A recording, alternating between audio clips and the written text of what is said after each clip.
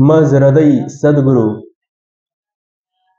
जेने तारिलो हा संसार पुरू म्हणून विशेष अत्यादरू विवेकावरी। भगवंत प्राप्तीसाठी वेदांत शास्त्राने सांगितलेले नानाविध उपाय आणि त्याच्यातील सामान्य सकल जीवाचा उद्धार करणारा आणि भक्ती मार्गामध्ये सर्वोच्च स्थान ज्या संप्रदायाने मिळवलेला आहे तो वारकरी संप्रदाय, त्या मार्गाने जात असताना आपल्या जीवनामध्ये निश्चलता, तन्मयता, तद्रूपता हे सगळं साधत भक्तीचं सामर्थ्य आपल्या अंतःकरणामध्ये प्रवेश व्हावं यासाठी गावोगावी 7 दिवसांचा सप्ताह साजरा केला जातो। विशेष रूपानं त्यामध्ये एखाद्याच्या असण्याची किंवा नसण्याची खेद ना खंत, स्वतःसाठी जगताना नसतेच कुणाला उसंत।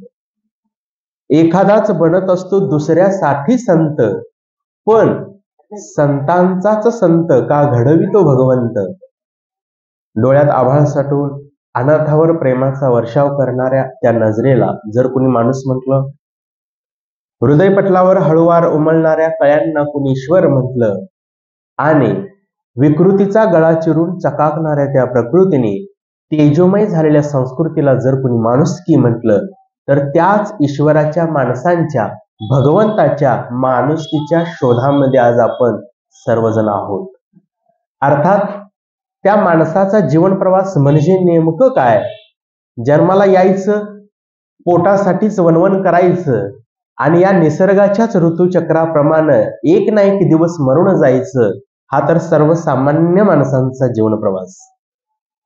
पण अशाच्या जीवन प्रवासामध्ये अशाही काही घटना घडतात की ज्या सर्वांहून वेगळ्या असतात। आपल्यापेक्षा कितीतरी पटीने ती जीवन जगत असतात, पण हे जीवन त्यांच्या स्वतःसाठी नसतं। संतांचं जीवन हे स्वतःच्यासाठी नसतं, तर इतरांच्यासाठी समर्पित केलेलं जीवन हे संतांचं जीवन असतं।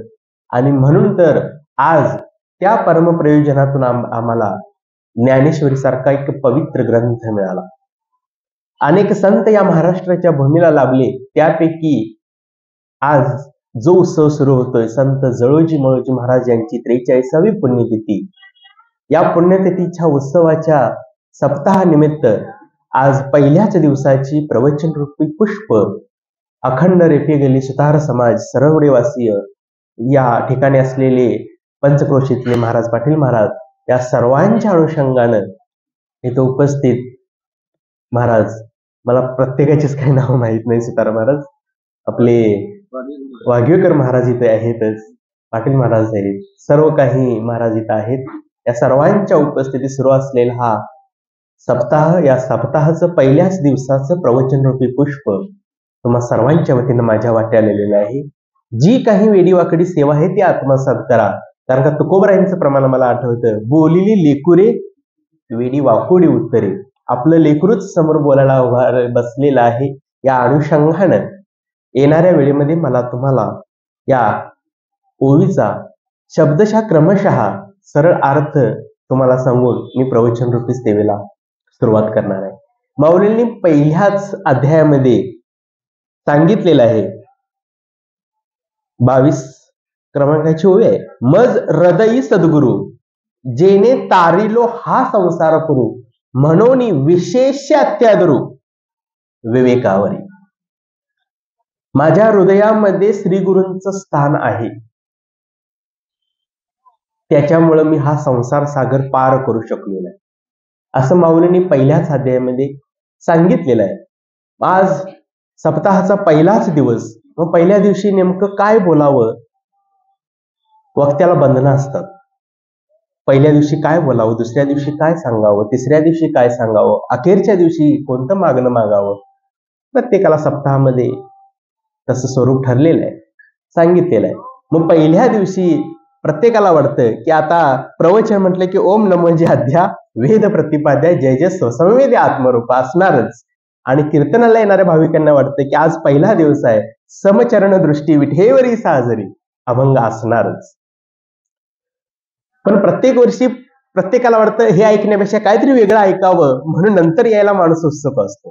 म्हणून विशेषतः सप्त्यामध्ये पहिल्या दिवशी येणाऱ्यांची संख्या ही कमी असते. मग पहिल्या दिवशी बोलायचं झालं तर मी गुरूंच्या विषयी माऊली बोलतात त्याच अनुषंगानं म्हटलं गुरूंच्या विषयी बोलूया. कारण का इथून पाठीमागे 2 वेळा या सप्ताहामध्ये येण्याची संधी मिळाली होती आणि मध्यंतरीचा एक दिवस, चौथा एक दिवस मिळाला होता आणि पहिल्यांदा ज्यावेळी आलो होतो तो शेवटच्या दिवशी जागराचा दिवस मिळाला होता. आज पहिल्यांदाच आलोय पहिल्या दिवशीच्या सेवेकरता. त्याच्यामुळे म्हटलं गुरूंच्या विषयी प्रत्येक वेळी वेगवेगळा विषय असावा, नाहीतर लोकांना असंच मी मगाशीच बोलून गेलो की पहिल्या दिवशी ओम नमःचे आधी असले की बघूया म्हणतात दुसऱ्या दिवशी जाऊया, आणि समचरण दृष्टी असले की म्हणतात लोकही नंतर जाऊया. त्यामध्ये थोडासा बदल आणि मात्र विषयाला धरूनच मज हृदयी सद्गुरू. गुरु काय करतात स्वतःसाठी, या शिष्यासाठी, किंवा निवृत्तीनाथाने माऊलींच्यासाठी काय काय केलं, आणि म्हणून तर ज्ञानेश्वरी सारखा पवित्र ग्रंथ 16व्या वर्षी निवृत्तीनाथांच्या सांगण्यावरून माऊलींनी सहज सांगितलं. अगदी भगवद्गीतेमध्ये असणाऱ्या 700 श्लोकांच्या वरती 9000 ओव्यांच्या मध्ये भाषांतर माऊलींनी केलेलं आहे. आणि हे कशामुळे केलं तर निवृत्तीनाथांची कृपा माऊलींच्यावरती सतत असायची, म्हणून तर ती काम त्यांना शक्य झालं. ज्ञानदेव म्हणे गुरूंचा मी दास, नेने साधनास आलोय. हे माझं स्वतःच काय नाही, माझ्या गुरुनी जे माझ्यावरती संस्कार केलेले आहेत, जे त्यांनी शिकवलेलं आहे त्याच्या माध्यमातून मी हे सगळं करतोय. म्हणून तर भगवद्गीतेमध्ये असणाऱ्या 700 श्लोकांच्या वरती माऊलींनी जवळपास 9000 ओव्यांच्या मध्ये भाष्य केलं. मग भगवद्गीतेतले श्लोक 700 म्हणजे काय आहे तर ते एक सोनं आहे, आणि माऊलींनी ज्या 9000 ओव्यांच्या मध्ये भाषांतर केलं ते अलंकार आहे. आता तुम्ही म्हणाल कशावरून? एखाद्याला जर समजा 10 तोळ सोन्याचं बिस्किट दिलं आणि सांगितलं परिधान करा, काय करू शकेल? बिस्किट सोन्याचं गळ्यात घालून कोणीही मिरवणार नाही. पण समजा त्या 10 तोळ सोन्याच्या बिस्किटापासून जर वेगवेगळ्या प्रकारचे अलंकार केले, मग उदाहरणार्थ चेन असेल, साखळ्या असेल, स्त्रियांचे वेगवेगळ्या प्रकारचे दागिने असतील, ते काहीही दागिने जर आपण तयार केले तर ते दागिने परिधान करता येऊ शकतात. म्हणून भगवद्गीतेमध्ये असणारे श्लोक हे सोनं आहे, आणि माऊलींनी 9000 ओव्यांच्या मध्ये जे भाषांतर केले ते आहेत अलंकार. आणि मग त्यापैकीच एक ओवी माऊलींनी पहिल्याच अध्यायामध्ये गुरूंच्या विषयी घातली. अनेक ओव्या आहेत, प्रत्येक अध्यायाच्या सुरुवातीला गुरूंचं स्तवन केले, देवाचं स्तवन केले, सुरुवातीलाच ओम नमोचे अध्याय सांगितले. पण या ठिकाणी मात्र माऊली वापरतात मज हृदयी सद्गुरू. सुतार महाराज इथं बोलत असताना, आजच्या या सप्त्यास निमित्त बोलत असताना एक जाणीवपूर्वक आठवण अशी होते, आणि मला तर असं वारंवार आणि इथून पुढे प्रत्येक सप्ताहात असं पहिला दिवस जर मिळाला तर सांगण्यास आनंद इतका होतो का, तर 2 दिवसापूर्वीच परवा दिवशीच प्रभू रामचंद्राची प्राण प्रतिष्ठापना सोहळा अयोध्या येथे पार पडला. आणि गेली 500 वर्ष झालं ज्या अखंड हिंदुस्थानाला, आताच्या सध्याच्या 140 कोटी जनतेला जे अपेक्षित होतं राम मंदिर, ते परवाच्या दिवशीच उभा राहिलेलं आहे. त्याची प्राण प्रतिष्ठापना सोहळा झालेला आहे, आणि खऱ्या अर्थानं राम राज्याची नांदी परवापासूनच सुरू झालेली आहे. आणि हा सप्ताह राम राज्याचा पहिलाच सप्ताह म्हटला तरी काय वावगं ठरू शकणार नाही. म्हणजे राम राज्याला परवापासून सुरुवात झाली हे माझं मनापासून मत आहे. इथं आल्यानंतर सुद्धा पाटील महाराजांच्या मुखामधून जे काही तुमचं ग्रंथ वाचन चालू होतं, रामाचा सीतेचा सुद्धा उल्लेख इथं 1-2 वाक्यामध्ये ऐकायला मिळाला. अखंड भारतवासियांची हिंदुस्थानाची अपेक्षा होती, ती 500 वर्षापूर्वीची इच्छा त्या ठिकाणी पूर्ण झाली. आणि सर्वसामान्य माणसांच्या जीवनामध्ये आपणच गुरु करतो असं नाही, प्रत्येकाच्या हृदयात गुरूंचं स्थान असतं. का माऊलीच म्हणतात मज हृदयी सद्गुरू. प्रभू रामचंद्राने सुद्धा गुरु केले. राम केला ब्रह्मज्ञानी वशिष्ठ मुनी तारक, कृष्ण गुरु सांदीपनी परब्रह्म दाखविले. देवांना सुद्धा हा गुरु आहे, साध्या माणसाचं काय घेऊन बसलं म्हणून. आणि हे स्थान कुठं आहे तर हृदयामध्ये स्थान आहे. तैसा हृदयामध्ये मी रामो, असता सर्व सुखाचा आरामो, की भ्रांतासी कामो विषयावरी. प्रत्येकाच्या जीवनाचा विषय हा महत्वाचाच असाय पाहिजे. तुकोबाराने अनेक अभंगाच्या मधून विषयाचं स्तवन केलेलं आहे. अनेक अभंगावरती त्यांनी चांगलं चांगलं प्रतिपादन केलेलं आहे. विषय तो सकळांचा हरी किंवा विषय तो त्यांचा झाला नारायण, नावडे जन धन माता पिता. बोलण्यासारखे विषय खूप आहेत, पण या देहाचा जर विचार केला तर या ठिकाणी 5 विषय आहेत. पहिला आहे गंध, दुसरा आहे रस, तिसरा आहे रूप, चौथा आहे स्पर्श आणि 5वा आहे शब्द. प्रत्येकाचे शरीर हे पंचमहाभूतापासून बनलेले आहे. त्यामुळे प्रत्येक भूताचा एक एक गुण आहे. या गुणाद्वारे आणि 5 ज्ञानेंद्रियांच्याद्वारे हा जीव 5 विषय भोगीत असतो. भगवद्गीतेमध्ये उल्लेख आहे 15व्या अध्यायात, ममैव अंशो जीव लोके जीव भूत सनातन मन षष्टानी इंद्रियानी प्रकृतिस्थानी कर्षति. प्रत्येकाचे शरीर हे विषय हे भोगतच असत. आणि मग ते 5 विषय, श्रोत्रम चक्षुस्पर्शनम च रसनम घ्राणमेवेच अधिष्ठाय मनश्याय विषयानुपसेवते. मग हे विषय नेमकं कुठं सांगितलेत? आपण शास्त्र अध्ययन करताना पहिल्याच तरंगामध्ये आपण झालेले.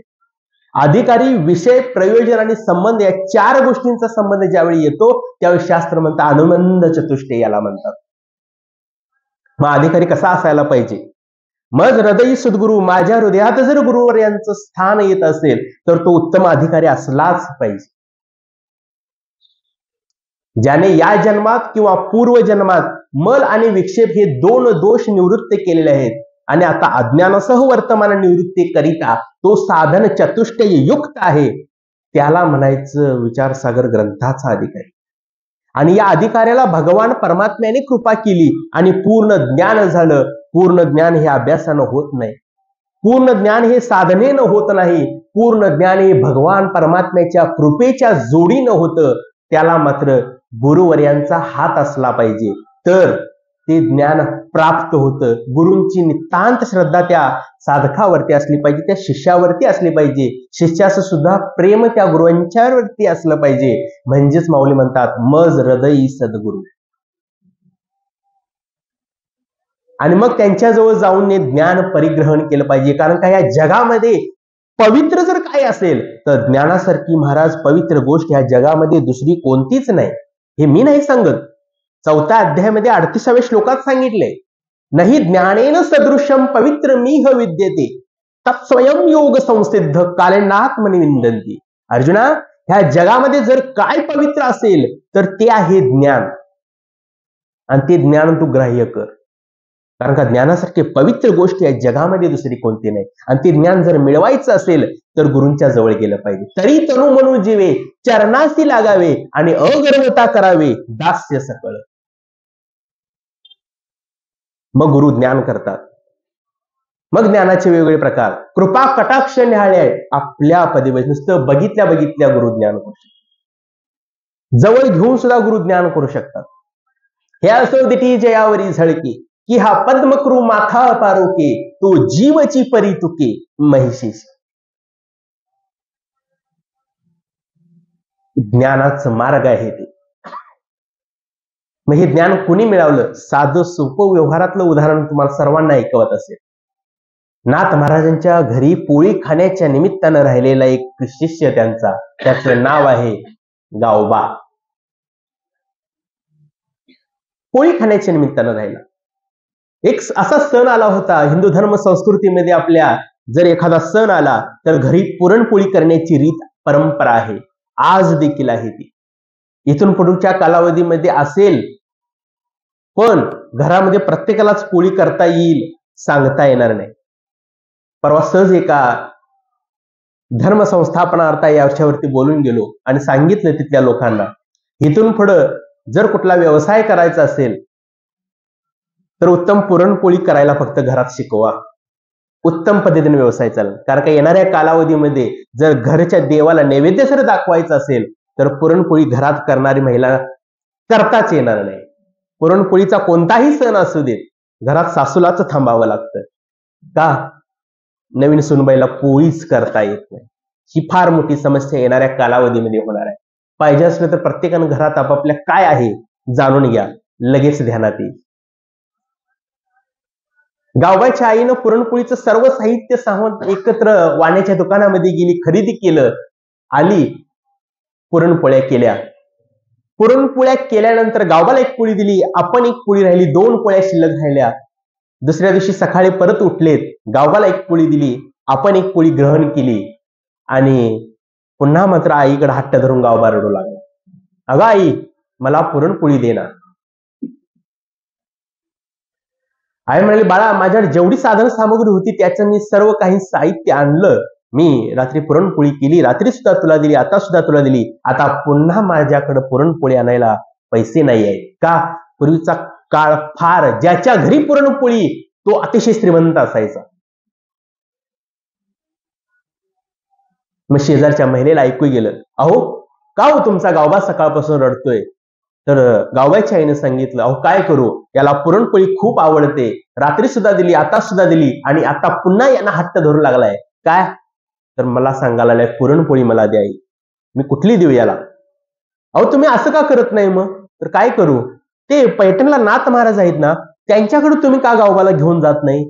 त्यांच्या घरी म्हणे दररोज देवाला पोळीचा नैवेद्य दाखवला जातो.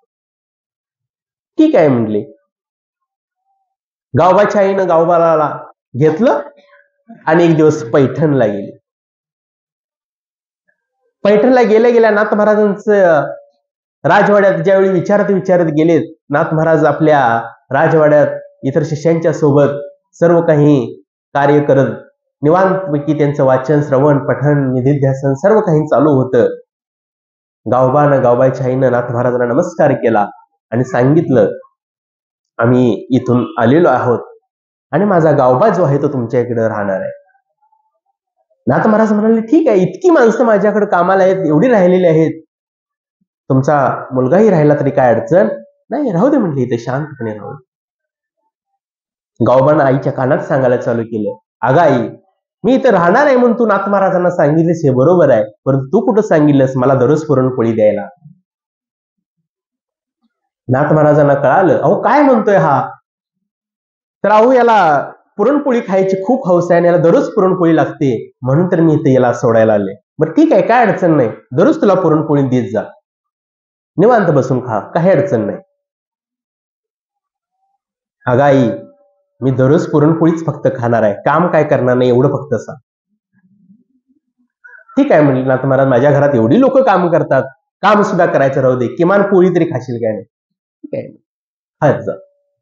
नाथ महाराजांच्या घरात दररोज पत्नी सकाळी ब्राह्म मुहूर्तावर उठायची आणि दररोज पुरणपोळीचा नैवेद्य करायची आणि सोन्याच्या ताटातून देवळात, मंदिरात देवाला दररोज तो पुरणपोळीचा नैवेद्य दाखवायची. आताच्या कालावधीमध्ये आमच्या जर देवाला जर नैवेद्य घरच्या करायचा असेल, सोन्याच्या ताटात सोडा, घरातलं सोन्या नावाच्या पोरग्याकडे सुद्धा आपण ते ताट देतो. का? दिलेलं स्टीलचं ताट देवापर्यंत जाईल का नाही, घरातल्या सुद्धा महिलेला खात्री नसते. पण नाथ महाराजांच्या घरात दररोज पुरणपोळीचा नैवेद्य सोन्याच्या ताटात,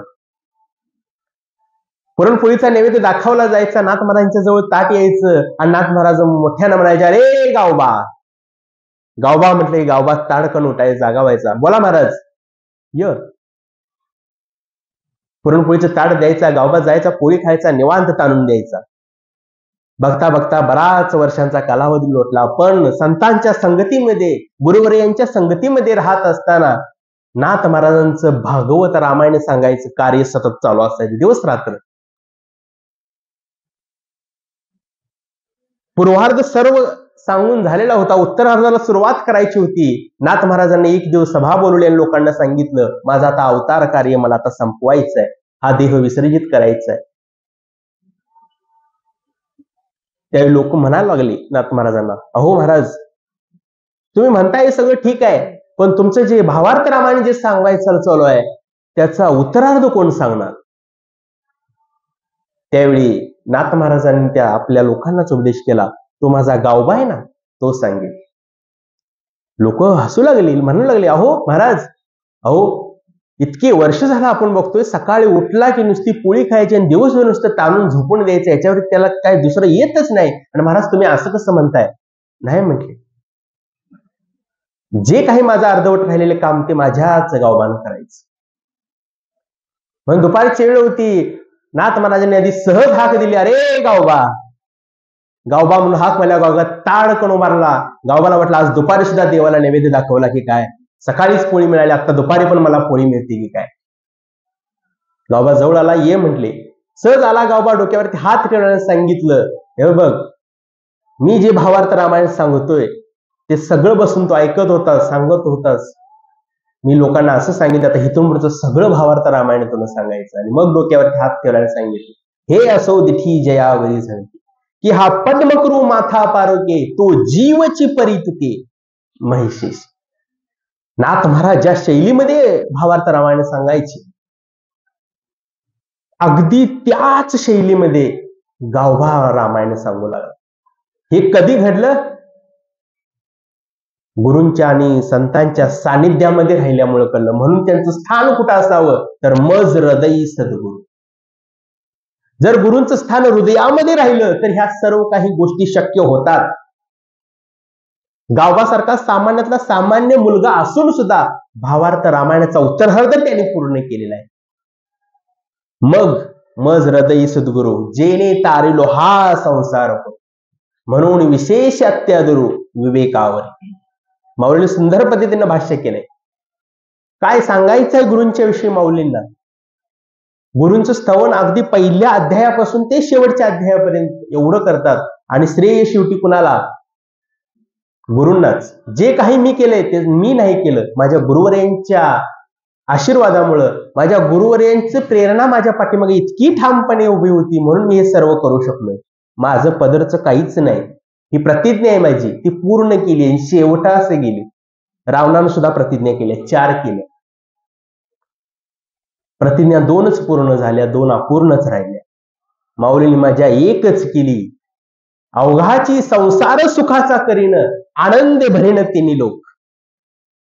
शिवाय पूर्ण केली, आजी संसार सुफळ झाला गे माये, देखील पाय विठोबाचे, तो मज व्हावा, तो मज व्हावा, वेळोवेळा व्हावा पांडुरंग. प्रतिज्ञा करणं आणि पूर्ण करणं ह्यामध्ये सुद्धा फरक आहे. प्रतिज्ञा केली पण माऊलीने आणि पूर्ण पण केली, फक्त निवृत्तीनाथांचा आशीर्वाद आणि निवृत्तीनाथांची प्रेरणा सतत माऊलींच्या ठामपणे मागे होती म्हणून पूर्ण केली. मग गुरु कसा असावे? मज हृदयी सद्गुरू जेने तारिलो हा संसार पुरो. हा संसार सागर जर पार करायचा असेल तर गुरु कसे असावे? श्रोत्रिय, ब्रह्मनिष्ठ आणि कृपाळू हे 3 गुण गुरुवरायांच्या ठिकाणी असावे. वेदाध्ययन केलेले असावे, शास्त्रभवन केलेले असावे, शिष्याला उपदेश करण्याची कळकळ अंतःकरणामध्ये बाळगणारे गुरुवरी असावेत. म्हणून श्रोत्रिय, ब्रह्मनिष्ठ आणि कृपाळू हे 3 गुण संपन्न असणारे गुरुच आपल्या शिष्याला तारू शकतात. म्हणून मज हृदयी सद्गुरू जेने तारिलो हा संसार. हा संसार सागर जर पार करायचा असेल अशा 3 गुण संपन्न असणाऱ्या गुरुवर्यांच्याकडे जाऊन आपण ज्ञान ग्रहण केलं पाहिजे. मग येणाऱ्या सर्व काही कालावधीमध्ये कुठेही तो शिष्य तटणार नाही. आंबा त्यांची साल काढून टाकली की कोय उरते, पण त्या समजा त्या कोईला जर स्वतःचं अस्तित्व जर सिद्ध करायचं असेल, स्लॅबवर ठेवले तर महाराज ती कोई अंकुर कधीच घेणार नाही. मग गुरु कसं पाहिजे? त्या कोईला स्वतःचं जर अस्तित्व सिद्ध करायचं असेल तर माती आणि पाणी हे दोन्हीही पाहिजेत, तरच त्यातून अंकुर निघेल. शिष्य म्हणजे काय आणि गुरु म्हणजे तरी काय? पिठाचा लगदा आहे हो एक शिष्य म्हणजे. त्याला स्वतःचं अस्तित्व सिद्ध करायचं आहे. आता भाकरीच्या रूपांतरामध्ये त्याला यायचं आहे. तवा कसा पाहिजे? गुरुरूपी तवा कसा पाहिजे? तापलेलाच पाहिजे. त्या तव्यानं लगद्याला त्या स्वीकारलं पाहिजे.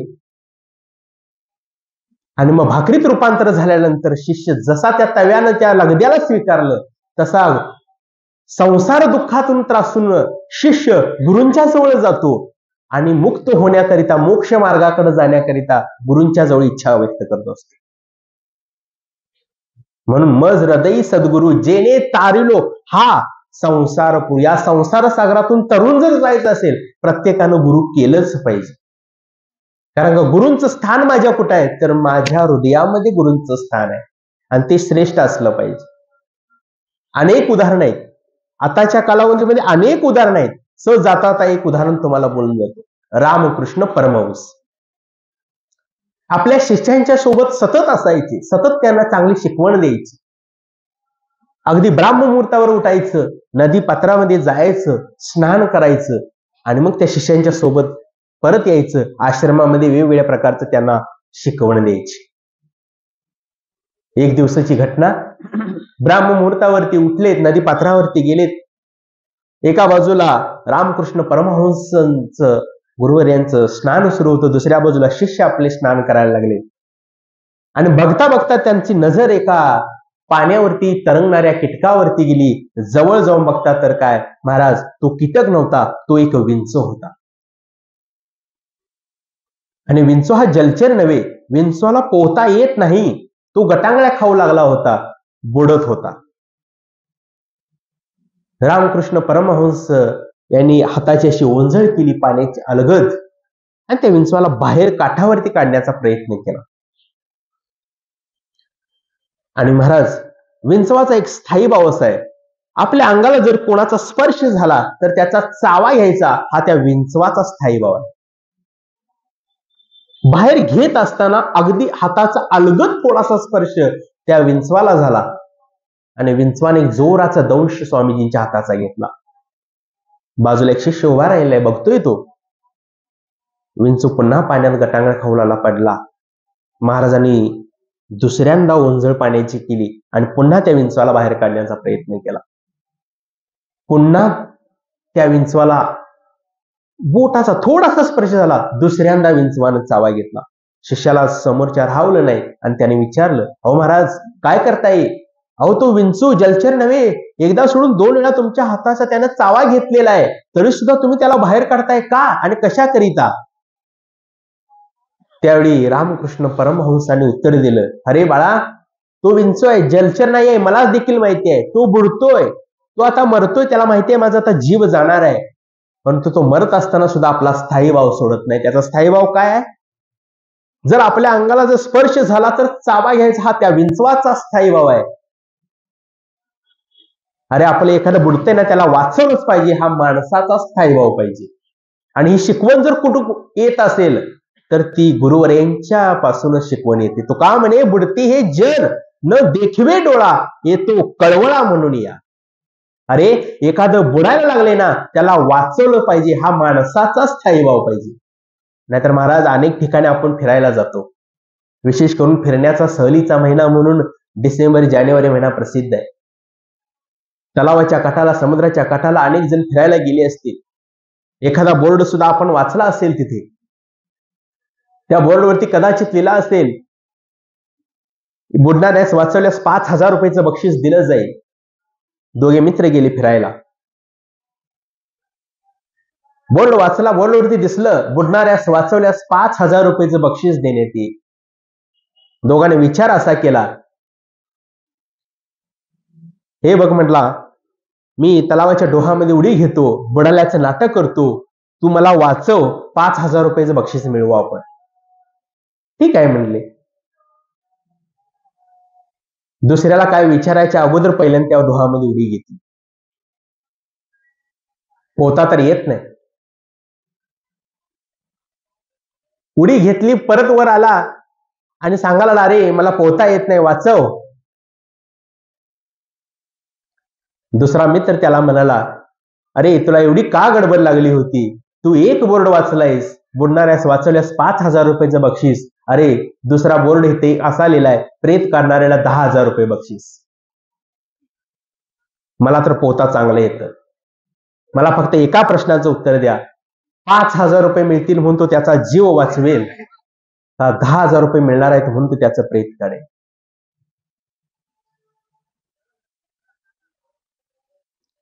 पैशानं आज माणुसकी आमची इतकी खालच्या दर्जाला गेले. म्हणून प्रत्येक वेळी मी सांगत होतो, पैसा हे मनुष्यासाठी तयार झालेले एक साधन आहे. पैशासाठी मनुष्य कधीच तयार झालेला नाही. रावणाला काय कमी होतो? लंके माझी घरे किती ती ऐका, तुकोबारायांचा अभंग आहे, कधीतरी चिंतन करून पहा. कोटी घरे जेथे काश्या आणि तांब्याची, शुद्ध कांचनाची सप्तकोटी. तो का म्हणे, ज्याची संपदा एवढी, सांगा ते कवडी गेली नाही. एवढी संपदा असून एक कवडी सुद्धा सोबत घेऊन जाऊ शकला नाही. का?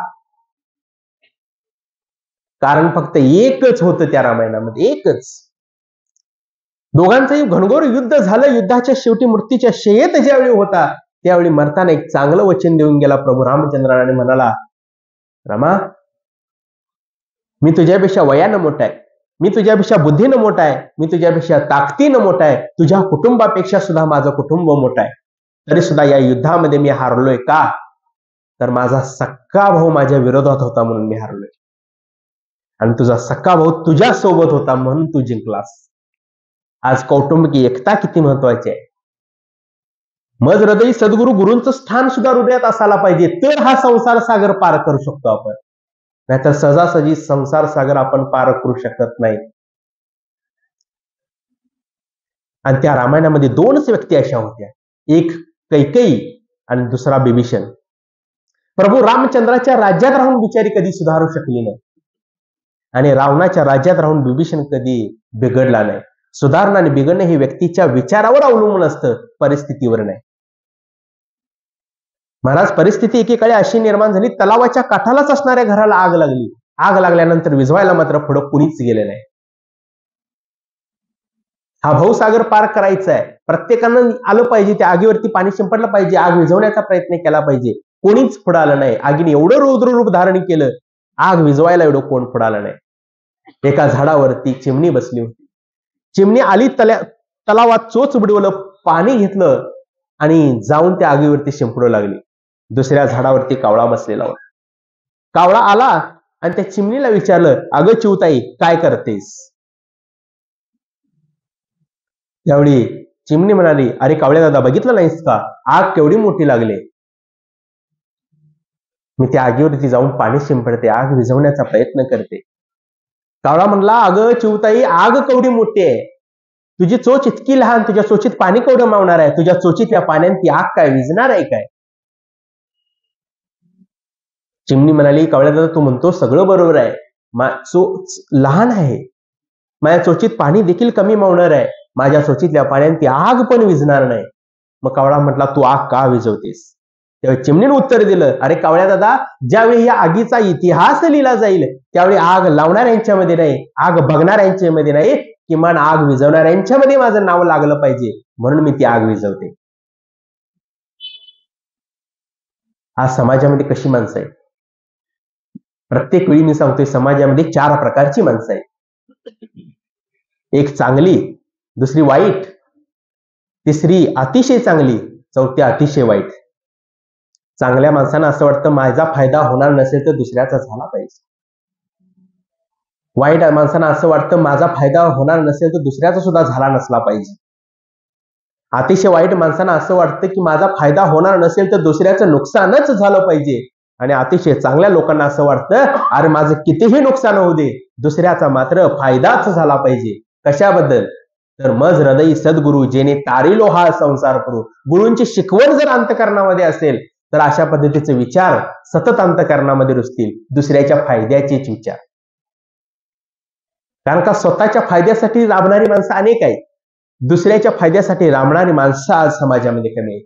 आणि ती जर माणसं उत्पन्न व्हायची असेल तर काय केलं पाहिजे? प्रत्येकाने आयुष्यामध्ये गुरु केलाच पाहिजे, तर हृदयात स्थान गुरूंचं होईल. का गुरु हे श्रेष्ठ कृपा कटाक्ष न्यायले आपल्या पदी सहज पाहिल्या उपदेश करतात, शिष्याला जवळ घेऊन उपदेश करतात, आणि हात सुद्धा डोक्यावर ठेवून गुरु उपदेश करत असतात. आणि त्यांचं स्थान हे हृदयामध्येच असतं. आणि हे जर श्रेष्ठ ठरवायचं असेल आणि श्रेष्ठ करून पुढे जर यायचं असेल जीवनामध्ये, तर आयुष्यात प्रत्येकानं गुरु हा केलाच पाहिजे. गुरु हा संत कुळीचा राजा माऊली. बर, सगळ्या कुळाचाच उद्धार जर करायचा असेल तरी आयुष्यात गुरु केलाच पाहिजे. गुरुशिवाय दुसरा कोणताही अन्य मार्ग आपल्याला पुढे परमार्थामध्ये नाही.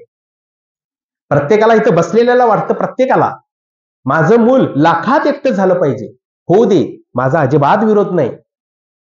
पण त्याच मुलानं जर लाखाचा पोशिंदा जर बनायचं असेल तर गुरु जीवनामध्ये महत्वाचा आहे. कारण का बसलेल्या आत्ताच्या या युगात सध्याचं जर शिक्षण जर पाहायला गेलं, प्रत्येकाला घरातल्याला वाटतं माझ्या मुलग्याने इंजिनियर झालं पाहिजे, डॉक्टर झालं पाहिजे, वकील झालं पाहिजे. असं कोणाला वाटतं का हो? माझ्या मुलग्याने एक चांगला वारकरी झालं पाहिजे, माझ्या मुलग्याने एक चांगला टाळकरी झालं पाहिजे, माझ्या मुलग्याने एक चांगला प्रवचनकार झाला पाहिजे, माझ्या मुलग्याने एक चांगला कीर्तनकार झाला पाहिजे, असं कुणालाच वाटत नाही. का? आम्हाला जितकं या विज्ञानानं आणि या नेट युगानं इतकं त्यामध्ये गुंतून ठेवलंय की प्रत्येकाला असं वाटतं, नाही आज प्रत्येकाला सरकारीच नोकरी मिळाली पाहिजे असंच वाटतं. म्हणून आतापासून आज आमच्या मुलांना आम्ही इंग्लिश मीडियम सारख्या माध्यमातून शिक्षण देतो. देण्याबद्दल माझा अजिबात विरोध नाही, पण त्या मुलानं कधीतरी मराठी माध्यमातून शिकलं पाहिजे. माझ्या माऊलींची ज्ञानेश्वरीची प्राकृत भाषेमध्ये ती त्यानं श्रवण पठण केली पाहिजे. आज अवस्था अशा इंग्लिश मीडियम मध्ये शिकणाऱ्या मुलांची मराठी वाचता सुद्धा येत नाही. मग ज्ञानेश्वरी जर कळली नाही तर आयुष्यामध्ये गुरुचं महत्व नेमकं कसं आपल्याला कळेल. मग जर गुरूंचं महत्व जर कळून घ्यायचं असेल तर मुलांना मराठी शिक्षण दिलं पाहिजे आणि मग त्यातून त्यांना पारमार्थिक शिक्षण दिलं पाहिजे. मग प्रत्येकाला असं वाटेल की बाबा आता पारमार्थिक शिक्षण मुलाला द्यायचंय, पंढरपूर, देहू, आळंदी सारख्या वारकरी शिक्षण संस्थांमध्ये मुलांना मी घेऊन जाऊ का? अहो, हाकेच्या अंतरावरती वारकरी शिक्षण संस्था आहेत, आपण तिथं कधी गेलोच नाही, बघितलंच नाही, अनुभवाला येईल कसं? आणि तो अनुभव जर जीवनामध्ये उतरायचा असेल म्हणून सप्ताह का करायचा? विशेष करून हिंदू धर्म संस्कृतीमध्ये विद्यार्थ्यांच्यावर, त्या मुलांच्यावर जर संस्कार करायचे असतील म्हणून हा सप्ताह आहे. आणि तरुणांच्यावर सप्ताहाच्या माध्यमातून जास्त संस्कार होत असतात, तेच आपण विसरले. आम्हाला एवढंच वाटतं माझ्या मुलांनी नुसतं शिकलं पाहिजे, शाळा शिकली पाहिजे, त्यानं केंद्रात पहिला क्रमांक काढून पास झाला पाहिजे. गेल्या वर्षी आमच्याच केंद्रात एका विद्यार्थ्याचा पहिला क्रमांक आला. मी अभिनंदन सहज करायला जात होतो, जात असताना मात्र रस्त्याच्या दुतर्फा गाड्या अतिशय वेगानं धावत होत्या. मी एक दोन विद्यार्थ्यांना विचारलं, अरे एवढ्या वेगात गाड्या का धावताय, का चालवताय? त्यावेळी त्या मुलांनी मला सांगितलं, महाराज आम्ही पास झालोय म्हणून गावातनं गाड्या फिरवतोय. अरे मार्क्स किती पडले? एकट्यानं मला सांगितलं 45% मार्क्स पडले. अरे बापरे, 45% मार्क्स पडलेत आणि गावातनं गाड्या फिरवतोस? ठीक आहे म्हटलं, पहिला क्रमांक गावातल्या विद्यार्थ्याचा आला, त्याला किती मार्क्स पडले असते, तो कोणती गाडी फिरवते म्हणून उत्सुकतेनं पाहायला गेलो. पाहायला गेल्यानंतर घराजवळ गेलो, वडील बाहेर बसलेले होते, आई आत होत्या. मी विचारलं, अहो तुमचा मुलगा कुठे आहे? मला असं समजलं की तुमच्या मुलग्याचा केंद्रामध्ये पहिला क्रमांक आलेला आहे, कुठे आहे तुमचा मुलगा? तर आहे हो, आत बसलाय कडी लावून. मी म्हटलं का हो, मार्क्स किती पडले? पडलेत 90% मार्क्स. अहो 90% मार्क्स पडले आणि तुम्ही असं का म्हणताय? तर नाही, आम्हाला अपेक्षा 95% होती. म्हणजे 45% मार्क्स मिळवलेली मुलं आज गावातून गाड्या फिरवतात आणि 90% मार्क्स मिळवून सुद्धा मुलं हिरमुसल्या तोंडानं घरामध्ये बसतात. का? तर मला जो पुढचा टप्पा काढायचा आहे त्याच्याकरिता अजून 5%ची गरज होती, तरी सुद्धा मुलं नाराज आहेत. मी संयोजकांना गावातल्या सांगितलं की त्याचा एक चांगला सत्कार ठेवूया त्या मुलाचा, भलेही त्याची इच्छा अपेक्षा नाही पूर्ण झाली, सत्कार ठेवूया. संयोजकांनी सत्कार आयोजित केला. मुलग्याला सांगितलं येताना आई वडिलांना घेऊन ये. आई वडिलांना घेऊन आला. मुलग्याचा सत्कार समारंभ पार पडला आणि सांगितलं, ही वर्षभर अभ्यास केलास, 1-2 मिनिटांमध्ये तू तुझं मनोगत व्यक्त कर आणि सांग तुला यश कसं मिळालं. मुलगा बोलायला वरती व्यासपीठावरती आला आणि सांगितलं, समोर आई वडील होते, जे काही वर्षभर कसा अभ्यास केला, कसं त्याच्या गुरुवांनी, कारण शालेय जीवनामध्ये शिक्षक हेच आपले गुरु असतात, घरामध्ये आल्यानंतर आई वडील हेच आपले गुरु असतात. शिक्षक सुद्धा सोबत होते, आई वडील गुरुच्या रूपानं समोर होते. त्या विद्यार्थ्यांना मनोगत व्यक्त सर्व काही सांगितलं. शेवटी मात्र एक गोष्ट त्यानं सांगितली.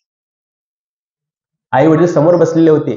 आई बाबा, गेली वर्षभर झालं तुम्ही माझ्याकडे बळजबरीनं अभ्यास करून घेत होता, तुमची अपेक्षा अशी होती की मी केंद्रात पहिल्या क्रमांकानं पास व्हावं, आज मी केंद्रात पहिल्या क्रमांकानं पास झालोय.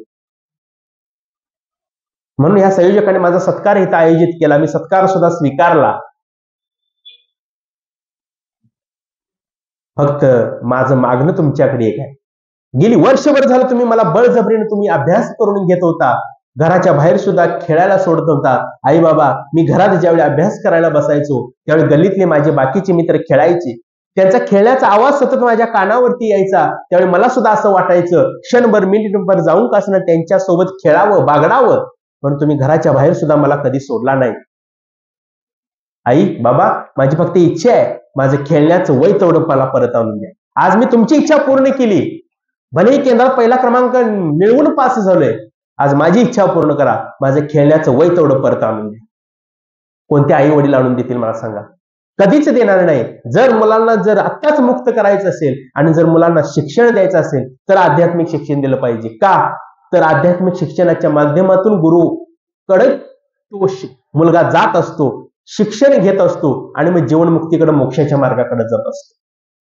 म्हणून माऊली सुद्धा म्हणतात की माझ्या त्या गुरुवर्यांचं स्थान माझ्या हृदयामध्ये आहे. मज हृदयी सद्गुरु जेने तारिलो हा संसार पुरू, म्हणून विशेष अत्यादुरू विवेकावर.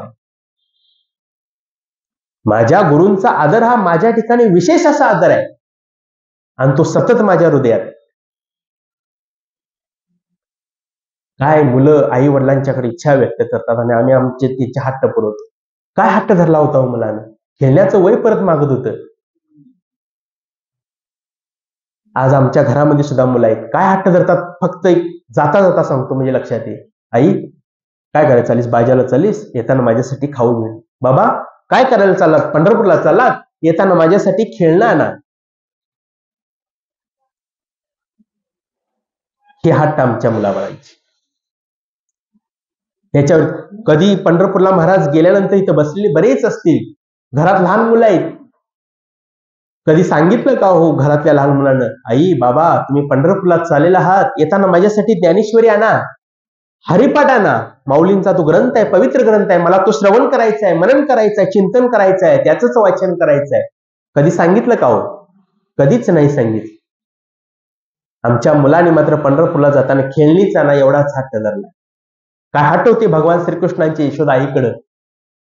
रांगत रांगत रांगत जायची, यशोदाईकडे ताक करत बसलायची असायची. अगं आई उठ बाहेर ये, ते आकाशात लाल चेंडू आहे तो थोडा मला खेळायला आणून दे. यशोदाई बाहेर यायची, बघायची, अरे बाळा तो भगवान सूर्य आहे, तो तुला कसा आणून देता येईल? अगं इथे राहू दे, चला तू रांजणामध्ये काय करायलेस, ताक करायलेस, तो चंद्र आलाय वरती, तो तरी मला दे. अरे बाळा तो चंद्र नाही, लोण्याचा गोळा आहे, तो तुला कशाला पाहिजे? अगाय ते राहू दे, तू दह्यापासून ताक करताना घर घर घर घर असा आवाज येतो, तो आवाज तरी मला दे, त्या आवाजाबरोबर मला खेळायचंय. यशोदाई म्हणायची, अरे बाळा असले भलते सलते हट्ट करू नकोस माझ्याकडं, गप मुकाट्यात जाऊन दूध पी, नाहीतर तळ घरात जो बागलबो आहे बघ त्याच्याकडे तुला जाऊन मी देईन. अगाई मला आता सगळंच राहू दे, चल तळघरात, मला त्या बागलबोआ बरोबर आता खेळायचंय. काय हट्ट होते भगवान श्रीकृष्णांचे लहानपणी. नाहीतर आज आमची मुलं बाळ हट्ट करतात, घरातून बाहेर पडायचं इलाज नाही. जर दुकानला जर काय आणायचं लावून दिलं तर मुलं आधी आमचं म्हणतं, आई मला किती रुपये त्यातलं देणार सांग खायला, मग मी जातो. आज आमची मुलं 5-10 रुपये घेतल्याशिवाय शाळेला सुद्धा जात नाही. मग गुरुवर यांच्याकडे जाऊन जर शिक्षण घ्यायचं असेल, त्यांचं स्थान जर हृदयामध्ये जाणून घ्यायचं असेल तर आमच्या मुलाबाळांनी काय केलं पाहिजे, काय संस्कार घडवलं पाहिजे. कारण का माऊली म्हणतात, मज हृदयी सद्गुरु जेने तारिलो हा संसार करू, म्हणून विशेष अत्यादुरू विवेकावर. विवेक, कारण का संत ज्या ठिकाणी आहेत त्याच ठिकाणी विवेक आहे. चंद्र तेथे चंद्रिका, शंभू तेथे अंबिका, संत तिथे विवेका असणीच कीजे. विवेक म्हणजे काय नेमकं? आत्मा हा सत्संगतीने अविनाशी आणि क्रियारहित असून तद व्यतिरिक्त सर्व विनाशी व चंचल आहे, या निश्चयास विवेक म्हणतात. तो विवेक संतांच्या जवळ आहे. म्हणून कसं जायचं, मगाशी सांगितलं, तरी तनु मनुजे. जर गुरूंना जर ग्रहण करायचं असेल, गुरूंच्याकडे सर्व जाणून घ्यायचं असेल, पहिल्यांदा जाऊन नमस्कार केला पाहिजे. गुरूंच्याकडे जाऊन ते ज्ञान सगळं आपण ग्रहण केलं पाहिजे, तर आपल्याला ते संस्कार मिळतील. आणि म्हणून तर आज आपण अनेक ठिकाणी भेट देत असतो, फिरत असतो, जात असतो. कधीतरी जाऊन पहा.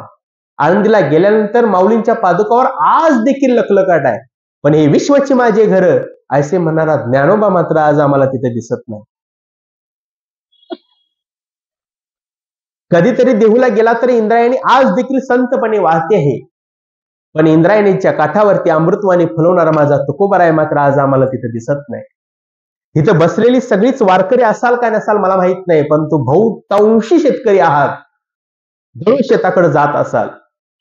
गेल्यानंतर अनेक पिकं तिथं दिसतील, कांदा मुळा भाजी अवघी विठाबाई माझी म्हणणारा संत सावतामाळी मात्र आज आम्हाला तिथं दिसत नाही. आणि सगळी संत मंडळी अनुभवायची असतील, दिसायची असतील, भेटायची असतील, तर पहिल्यांदा जर जीवनामध्ये काय केलं पाहिजे, तर गुरु केलं पाहिजे. आणि त्याचं स्थान कसं असलं पाहिजे, मज हृदय सद्गुरू. पहिल्यांदा हृदयात काय साठवायचं, तर गुरूंना आधी साठवायला शिकलं पाहिजे. ते उपदेश करतात, शिकवतात, आपल्या परीनं जेवढं काही आपल्याला शिकवता येईल तेवढं गुरुवर देत असतात. ग्रहण करणारा तसा असायला पाहिजे, उत्तम अधिकारीच असला पाहिजे. मी सगळं मगाशी बोलून गेलो.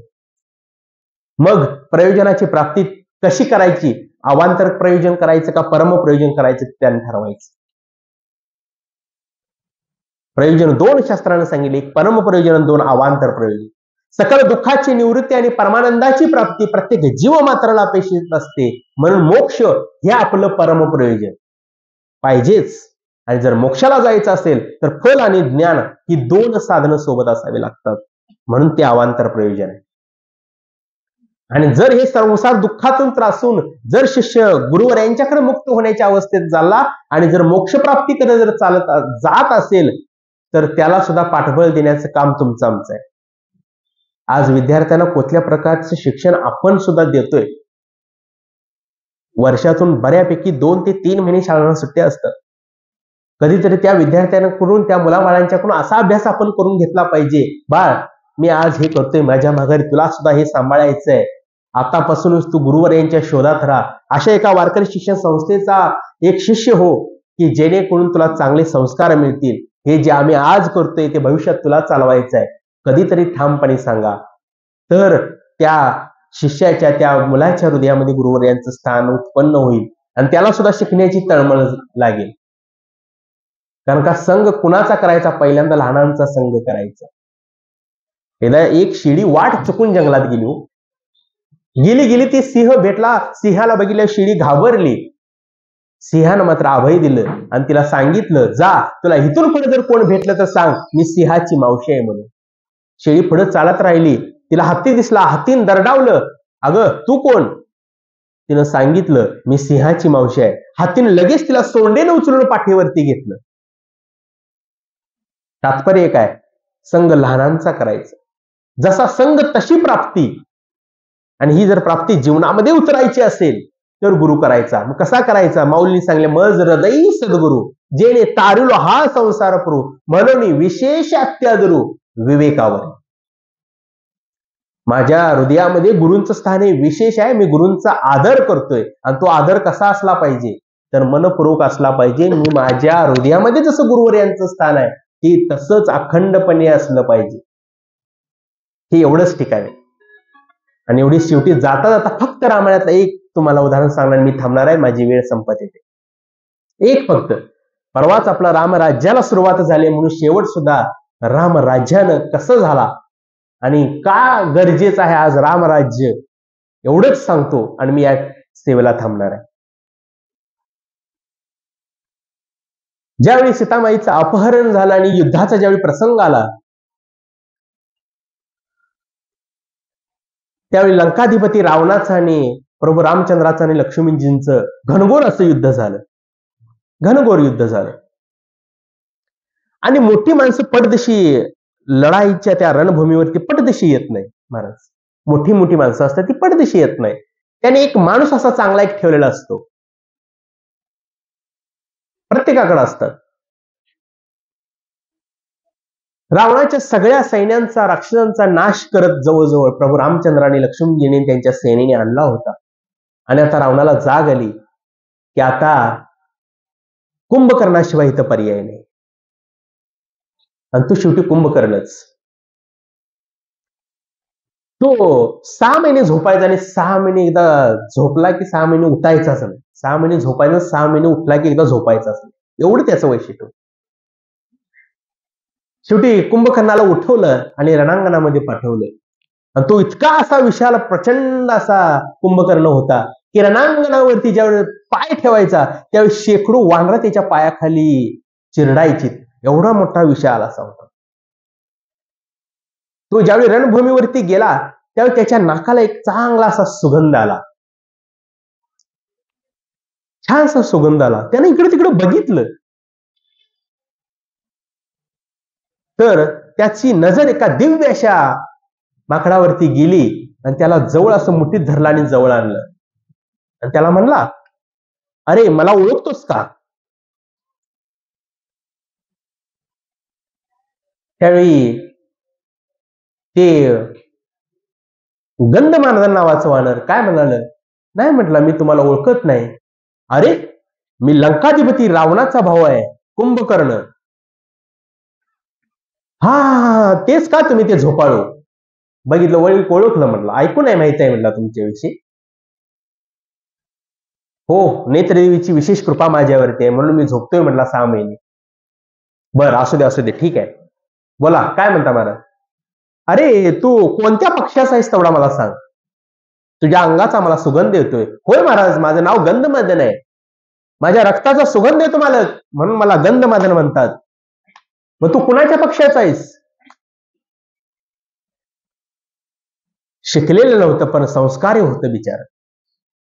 त्यानं सरळ सांगितलं, मी प्रभू रामचंद्राच्या पक्षाचा आहे. रामचंद्राच्या पक्षाचा काय? बर ठीक आहे, एकदा रावणाचा मन, तुला सोडून देतो म्हणजे. एकदा मन फक्त रावणाचं.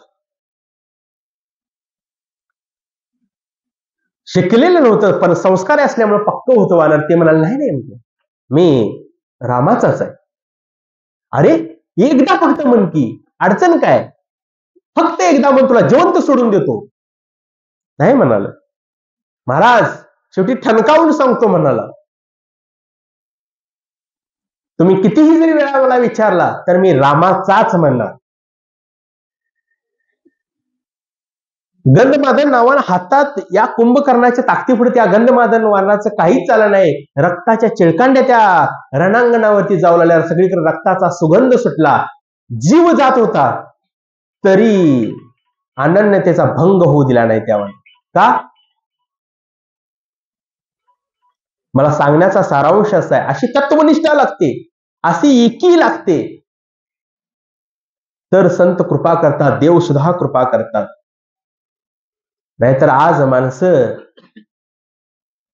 स्वतःच्या फायद्यासाठी रामाच्या पक्षाचा म्हण म्हटल्या नाही म्हटला, रावणाच्या पक्षाचा एकदा म्हण नाही म्हटला, मी रामाच्याच पक्षाचा आहे. नाहीतर तिकडे जाऊन जर उदाहरणार्थ गुवाहाटीला जाऊन जर त्या वानरानं पक्ष बदलला असता तर आज त्या प्रवचन सेवेत त्याचं नाव आलं नसतं.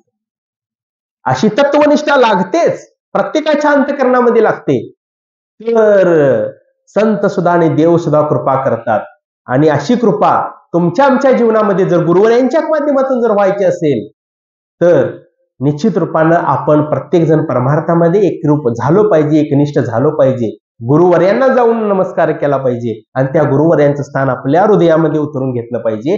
तरच निश्चित रूपानं हा संसार सागर आपल्याला निश्चित रूपानं पार करता येईल. एवढंच या आजच्या प्रवचन सेवेच्या माध्यमातून मला तुम्हाला सांगायचं आहे. झालेली सेवा तुम्हा सर्व भाविकांच्या चरणी वाहतोय आणि जी काही सेवा झाली ती माझे गुरुवर्य हरिभक्त पारायण उद्धवजी जांभळे महाराज या